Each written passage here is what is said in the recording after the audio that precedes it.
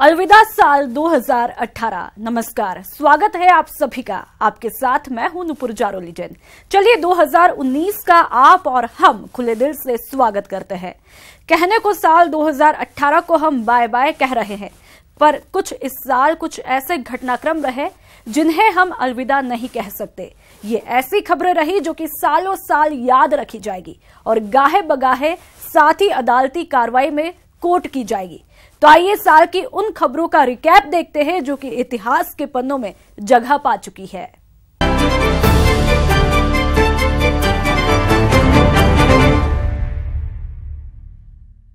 जब पानी सर के ऊपर से गुजर जाए तो कड़े से कड़े कदम उठाने पड़ते हैं। कुछ ऐसा ही किया साल 2018 में पूर्ववर्ती राज्य सरकार ने। जी हां, प्रदेश को मिला एक ऐसा कानून जिसके विरोध में ना के बराबर ही स्वर उठे। खास बात यह भी रही कि प्रदेश ने तेल देखा और तेल की धार भी देख ली।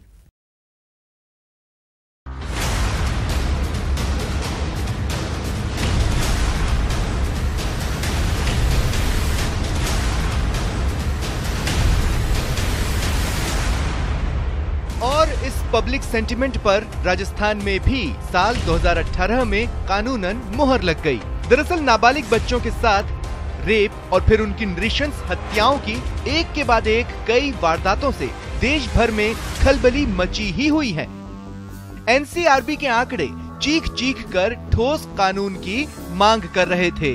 आखिरकार 9 मार्च 2018 को नाबालिग से दुष्कर्म के दोषियों को मृत्यु दंड के प्रावधान वाला विधेयक राजस्थान विधानसभा में ध्वनि मत से पारित हो गया। तत्कालीन मुख्यमंत्री वसुंधरा राजे ने विधानसभा के इसी सत्र में बहस के दौरान कठोर कानून बनाने की बात कही थी। दंड विधियां राजस्थान संशोधन विधेयक 2018। भारतीय दंड संहिता 1860 में 2 नई धाराएं जोड़ी गयी, जिसके तहत 12 साल से कम उम्र की बालिकाओं के साथ बलात्कार पर मृत्यु दंड या कठोर कारावास का प्रावधान किया गया। यह कठोर कारावास 14 वर्ष से कम नहीं होगा, जो आजीवन कारावास तक हो सकेगा। साथ ही अपराध में शामिल प्रत्येक व्यक्ति को अपराध का दोषी समझा जाएगा और दोनों ही धाराओं में आजीवन कारावास से तात्पर्य अपराधी की मृत्यु तक जेल से है। इस तरह राजस्थान मध्य प्रदेश के बाद इस तरह के कानून को पास करने वाला दूसरा राज्य बन गया। देश भर में राज्य सरकार के इस कदम की तारीफ हुई। लगभग सभी ने इसका स्वागत किया। अब निगाहें इस ओर टिकी थी कि इसका ग्राउंड पर क्या असर पड़ता है, और इसी साल इस कानून का लिटमस टेस्ट भी हो गया।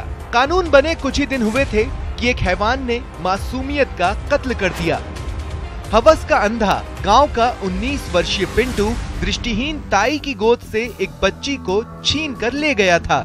बाद में गांव के जोहड़ के पास ले जाकर मासूम से दरिंदगी की। ग्रामीणों ने बच्ची को झाड़ी के पास से बरामद किया। उसकी उम्र थी 7 माह। सही सुना आपने, सिर्फ 7 माह। बताया गया कि नशे में धुत पिंटू ने इस जघन्य वारदात को अंजाम दिया। पुलिस ने आरोपी को रात में ही गिरफ्तार कर लिया था। अगले दिन 10 मई को लक्ष्मणगढ़ थाने में पॉक्सो एक्ट में मामला दर्ज हुआ और जल्द ही पुलिस ने जांच करते हुए आरोपी के खिलाफ 363, 366 ए, 376 ए बी और 5M/6 पॉक्सो एक्ट में दोषी मानते हुए कोर्ट में चालान पेश कर दिया। इसके बाद इंसाफ के मंदिर में इंसाफ में लगे कुल जमा 73 दिन, यानी 2 महीने 11 दिन, यानी महज 22 कार्य दिवस। विशिष्ट न्यायाधीश जगेंद्र अग्रवाल ने ऐतिहासिक फैसला सुनाया, जिस पर पूरे प्रदेश की नजरें टिकी हुई थी। दोषी पिंटू को सुनाई गई सजाए मौत, और इस तरह ये मामला राजस्थान का पहला ऐसा मामला रहा जिसमें पॉक्सो एक्ट में संशोधन के बाद कम समय में अदालत ने आरोपी को फैसला सुनाया। फैसला सुनाते हुए जज जगेंद्र अग्रवाल ने कहा कि जो सिर्फ हंसना और रोना ही जानती है, उसके साथ ऐसा कृत्य मानवता को शर्मसार करने वाला है। जब वह सोचने समझने में सक्षम होगी तो उसे महसूस होगा कि धरती पर जन्म लेना उसके लिए अभिशाप था। यदि कारावास की सजा भी दी गई तो गलत संदेश जाएगा, इसलिए मात्र मृत्यु दंड ही न्यायोचित है। फैसले के बाद पिंटू ने कहा कि वो निर्दोष है, लेकिन जब उससे मेडिकल और अन्य जांचों में दोषी होना बताया गया तो उसने कोई जवाब नहीं दिया और पुलिस कर्मियों के साथ चला गया।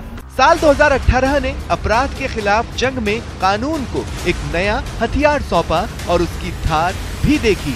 उम्मीद है कि ऐसे फैसलों से देश में छोटी बच्चियों के साथ हो रहे मामलों पर लगाम लग सकेगी।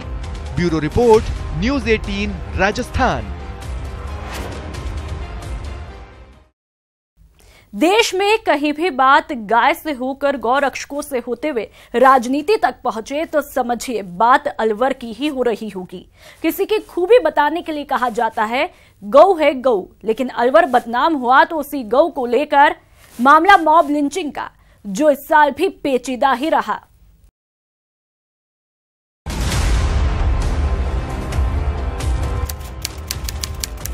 तारीख 21 जुलाई 2018। जगह ललावंडी गांव, रामगढ़ थाना क्षेत्र, अलवर जिला। रकबर खान 21 जुलाई का उगता सूरज नहीं देख पाया। हरियाणा के कोलगांव निवासी रकबर उर्फ अकबर खान अपने साथी असलम के साथ 20 जुलाई की रात को गाय लेकर रामगढ़ से निकल रहा था, लेकिन रात 12 बजे के आसपास वो गौ रक्षकों के चंगुल में फंस गया। रकबर की बुरी तरह पिटाई हुई, जिसके बाद वह गंभीर रूप से घायल हो गया। उसे अस्पताल ले जाया गया। आरोप है कि रकबर को अस्पताल ले जाने में पुलिस ने कोताही बरती। पुलिस कोई 3 घंटे बाद रकबर को पास के सरकारी अस्पताल ले गई, जहां डॉक्टरों ने उन्हें मृत घोषित कर दिया। मामले की आज कुछ ही देर में देश भर में महसूस की जाने लगी। एफआईआर के मुताबिक पुलिस को सूचना रात 12:41 पर मिली। एफआईआर में यह भी कहा गया कि मरने से पहले रकबर ने अपने बयान में अज्ञात लोगों के हमले की बात कही थी। इस बयान को एफआईआर में दर्ज किया गया है। 21 जुलाई को ही पुलिस ने कुछ लोगों के खिलाफ हत्या का मामला दर्ज किया। पुलिस ने तेजी दिखाते हुए परमजीत सरदार, धर्मेंद्र यादव और नरेश को गिरफ्तार कर कोर्ट में पेश किया, जहां से तीनों को न्यायिक अभिरक्षा में जेल भेज दिया गया। वहीं दूसरी तरफ देश में मामले पर बहस अलग ही रंग ले रही थी। राजनीति हुई, प्रदर्शन हुए, कई बयान आए, कई थ्योरीज रखी गई, घटना को कईयों ने कई रूप दिए। ये भी कहा गया कि रकबर की मौत पुलिस कस्टडी में हुई। इधर तत्कालीन गृह मंत्री गुलाबचंद कटारिया और पुलिस महानिदेशक खुद ललावंडी पहुंचे और घटना की जानकारी ली। कटारिया ने पुलिस की लापरवाही के कारण रकबर की मौत होना मानते हुए न्यायिक जांच के आदेश दिए थे। वहीं डीजीपी ने एक एएसआई को सस्पेंड और 3 सिपाहियों को लाइन हाजिर कर दिया। पर सच क्या था? जांच जारी रही। तारीख 7 सितंबर 2018। 49 दिन की जांच के बाद रामगढ़ के सिविल कोर्ट में पुलिस ने 25 पेज की चार्जशीट दाखिल कर दी। चार्जशीट में तीनों आरोपियों को रकबर की मौत का जिम्मेदार मानते हुए कोर्ट में धारा 302 में बुक कर दिया। चार्जशीट के अनुसार तीनों आरोपियों ने देर रात रकबर को खेत में पकड़कर उसकी पिटाई की, जिससे उसकी मौत हो गई। पुलिस ने जांच में तीनों आरोपियों को दोषी मानते हुए धारा 302, 341, 323 और 334 में जुर्म प्रमाणित माना। वैसे घटना में न्यायालय में चालान पेश करने की तारीख 26 अगस्त थी, लेकिन थानाधिकारी ने कोर्ट से 7 सितंबर तक का समय मांगा था। परमिशन मिलने के बाद पुलिस ने निर्धारित समय में इसे पूरा किया। इस दौरान रामगढ़ थाने और कोर्ट के बाहर काफी भीड़ रही। जांच 173/8 में पेंडिंग रख जारी है और अन्य आरोपियों की भूमिका की भी जांच चल रही है। मामले में नवल शर्मा का नाम भी शुरू से ही सामने आ रहा है, जिसकी भी जांच की जा रही है। प्रकरण की सुनवाई अब एडीजे कोर्ट नंबर 2 अलवर में चल रही है। देखना होगा कि साल 2019 इस मामले में कोई नया मोड़ लाता है या फिर वो इंसाफ की सुबह जिसका रकबर के परिवार वाले इंतजार कर रहे हैं। राजेंद्र प्रसाद शर्मा, न्यूज़ 18 राजस्थान, अलवर। अपराध से जुड़ी खबरें हर रोज सुर्खियां बटोरती है, पर कुछ वारदातें ऐसी होती है जिनसे देश भर के लोग दहल उठते हैं और इंसाफ की आवाज बुलंद करते हैं। ऐसा ही एक मामला था रुद्राक्ष हत्याकांड का। साल 2018 में मासूम के हत्यारे को वो सजा सुनाई गई जिसके लिए प्रदेश मन्नत मांग रहा था।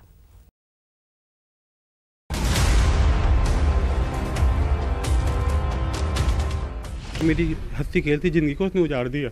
ये भी उजड़ेगा, इसकी भी ज़िंदगी ऐसी ही उजड़ेगी, पल पल मरेगा। वो दरिंदा जिसने एक हंसते खेलते परिवार से उनकी खुशी का सहारा छीन लिया।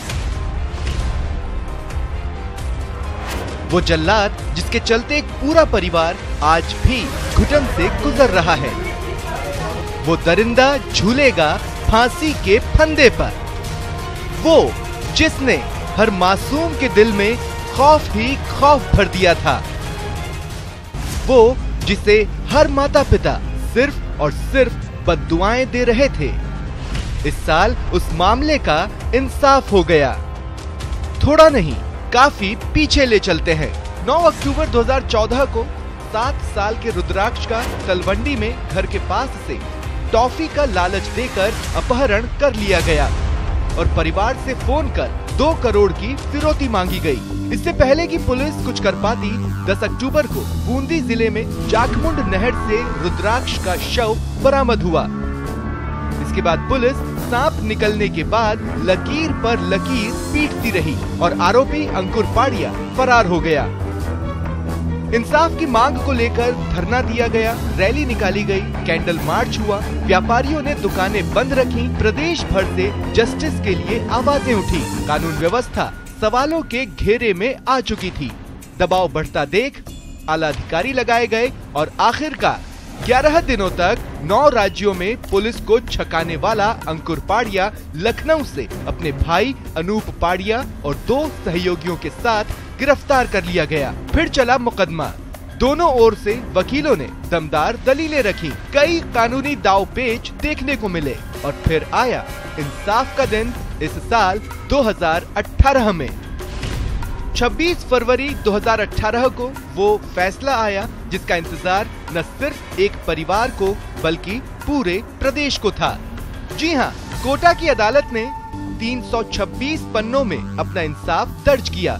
अंकुर पाड़िया को मृत्यु दंड की सजा सुनाई गई। सह आरोपी को उम्र कैद, सहयोगी महावीर को 4 साल और करणजीत को 2 साल की सजा सुनाई गई। ये फुल स्टॉप नहीं था, ये दरअसल मामले में एंटी क्लाइमेक्स रहा। शातिर अंकुर पाड़िया ने न्याय की दहलीज पर एक नए दरवाजे को खंगालने की कोशिश की। अंकुर ने हाईकोर्ट में सजा पर पुनर्विचार की अर्जी लगाई। हाईकोर्ट ने कोटा की SC/ST कोर्ट को पुनर्विचार के निर्देश दिए। अंकुर पाड़िया के वकील ने न सिर्फ उसे पाक साफ साबित करने की कोशिश की बल्कि उसे एक आला दर्जे का समाज सेवी भी साबित करना चाहा। उसके अच्छे आचरण, लोगों की मदद करने की आदत, धार्मिक प्रवृत्ति का होने के कई गवाहों के शपथ पत्र पेश किए गए। यह भी बताया गया कि आरोपी का पूर्व में कोई आपराधिक रिकॉर्ड नहीं है। वो एक मेधावी छात्र था और जेल में रहने के दौरान उसने कैदियों को योगा सिखाया, आंखों का इलाज करवाया। ये सभी चालें कानून की नजरों में धूल नहीं झोंक पाई। आखिरकार SC/ST कोर्ट ने पूरे मामले को रेयर ऑफ द रेयरेस्ट मानते हुए अपने फैसले में 22 पेज और जोड़े और अपने फांसी के फैसले को बरकरार रख शैतान की किस्मत को सील कर दिया। बिगड़ैल रईसज़ादा अंकुर पाड़िया महंगी कारें और चमक दमक वाली लाइफस्टाइल का शौकीन, सट्टे के मकड़ जाल में ऐसा उलझा कि मोटा कर्जदार हो गया और यहीं से उसके पतन की शुरुआत हुई। उसके पाप को कहीं पनाह नहीं मिली और इस साल न्याय के मंदिर में हत्यारे को उसकी आखिरी मंजिल बता दी गई। कोटा से कैमरामैन मुकेश शाक्यवाल के साथ शाकिर अली, न्यूज़ 18 राजस्थान। दक्षिणी दिल्ली का फतेहपुर बेरी थाना। रोज की तरह काम चल ही रहा था कि एक महिला ने वहां पहुंचकर खाकी वालों के होश उड़ा दिए। दरअसल ये महिला अपने पर हुए जुर्म का एक मामला दर्ज कराने पहुंची थी। मामला बलात्कार का। आरोपी स्वयंभू बाबा दाती महाराज और उसके चेले अनिल, अशोक और अर्जुन। राजस्थान की रहने वाली 25 वर्षीय पीड़ित का आरोप था कि उसकी शिकायत 4 दिन के इंतजार के बाद स्वीकार की गई। 10 जून को FIR दर्ज की गई जिसमें धारा 376, 377, 354 और 34 का जिक्र है। महिला ने जो कुछ बताया वो काफी चौंकाने वाला था।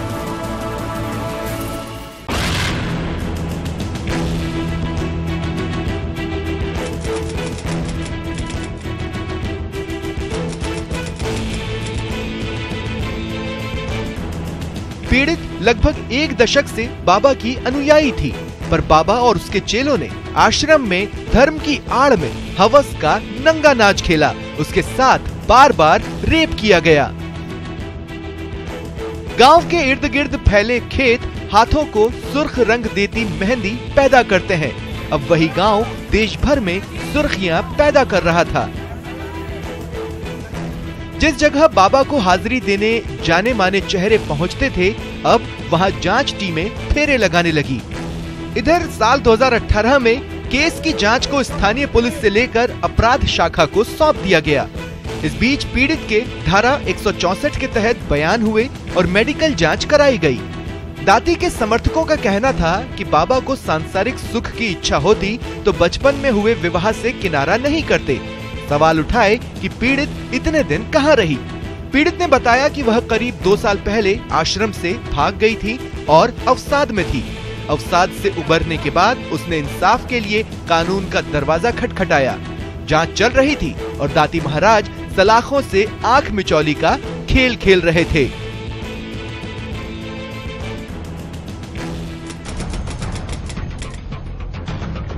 दिल्ली पुलिस की अपराध शाखा ने दाती और उसके भाइयों को गिरफ्तार किए बिना ही 1 अक्टूबर को आरोप पत्र दाखिल किया।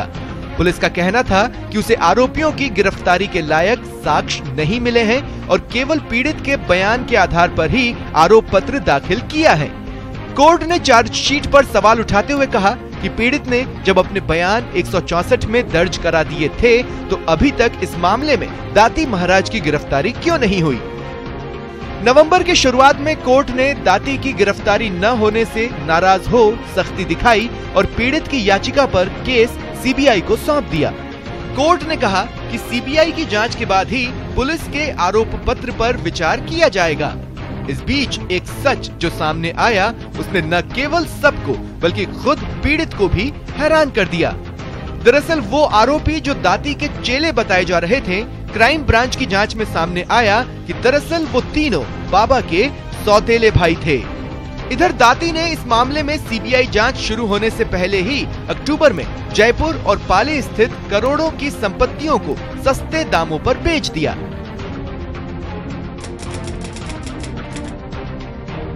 धीरे धीरे दाती पर विश्वास करने वालों की संख्या कम हो रही थी। श्री पंचायती महानिर्वाणी अखाड़े ने दाती की महामंडलेश्वर की पदवी और अखाड़े की सदस्यता को समाप्त करते हुए कुंभ में प्रवेश पर भी पाबंदी लगा दी। साकेत कोर्ट ने दिल्ली पुलिस की क्राइम ब्रांच द्वारा दायर चार्जशीट पर संज्ञान ले लिया। साथ ही दाती महाराज को अगली सुनवाई यानी 23 जनवरी को पेश होने के आदेश दिए। साकेत कोर्ट ने दाती महाराज के अलावा उनके 3 भाइयों के खिलाफ भी समन जारी किया है। मतलब साफ है कि मामला अभी लंबा चलेगा। शनि शत्रु नहीं मित्र है का पाठ पढ़ाने वाले बाबा पर से शनि की 7.5 अभी उतरी नहीं है।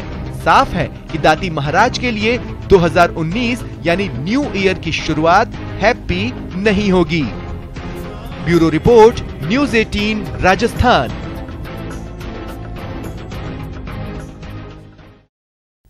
साल 2018 सलमान खान के लिए रियल लाइफ में चाहे जैसा रहा हो, पर रियल लाइफ में मुश्किलों भरा रहा।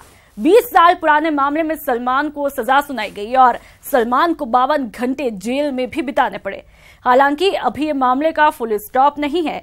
अभी भी सलमान को कोर्ट के कई चक्कर लगाने होंगे।